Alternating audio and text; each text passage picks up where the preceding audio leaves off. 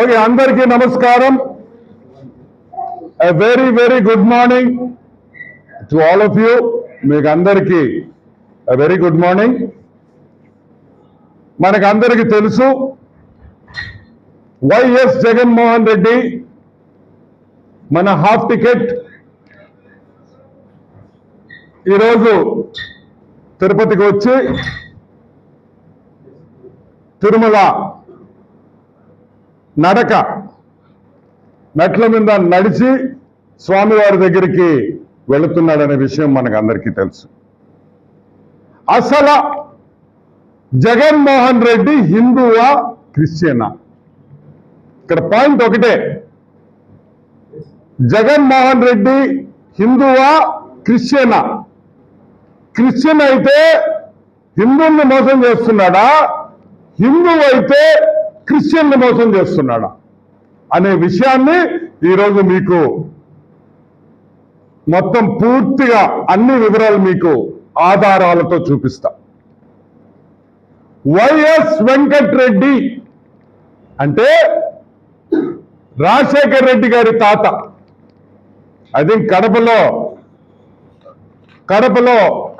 JG తాత అంటారు, మా ఊర్లో తాత అంటాం మేము.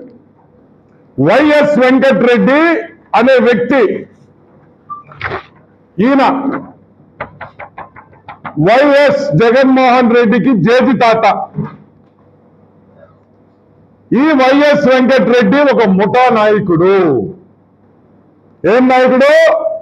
ముఠా నాయకుడు. ఈ వైఎస్ వెంకటరెడ్డి 1925 అంటే కరెక్ట్ గా 100 ఏళ్ళు వెనక క్రిస్టియన్ గా, క్రైస్తవుడిగా ఇతను మారాడు. ఈ ముఠా నాయకుడిలో మార్పు వచ్చి క్రైస్తవుడుగా, ఒక క్రిస్టియన్ గా యేసు ప్రభుని నమ్ముకొని ఇతను క్రిస్టియన్ అయ్యాడు. 100 ఏళ్ల ముందర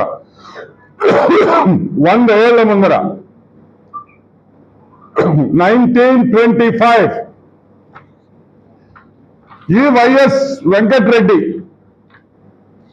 క్రిస్టియన్ గా మారిన తర్వాత వాళ్ళ కుటుంబం అంతా క్రిస్టియానిటీలోనే ఉండింది.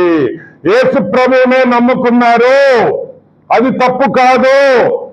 ఎవరు ఏ రిలీజన్ నమ్ముకోవాలన్నా, ఏ మతాన్ని ఎవరైనా నమ్ముకోవాలన్నా అది వాళ్ళకి పూర్తి స్వేచ్ఛ భారతదేశంలో ఉంది అనే విషయం మనం అందరినీ గమనించాలి.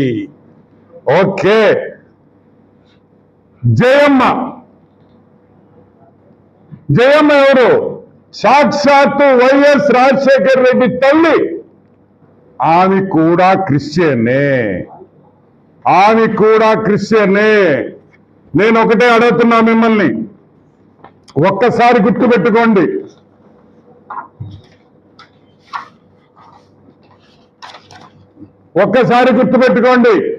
వైఎస్ విజయమ్మ కూడా క్రిస్టియనే, రాజశేఖర్ రెడ్డి క్రిస్టియనే, రాజశేఖర్ రెడ్డి శ్రీమతి పెద్దాని విజయమ్మ గారు ఆమె కూడా క్రిస్టియనే, జగన్మోహన్ రెడ్డి క్రిస్టియనే, జగన్మోహన్ రెడ్డి భార్య క్రిస్టియనే, జగన్మోహన్ రెడ్డి చెల్లి క్రిస్టియనే.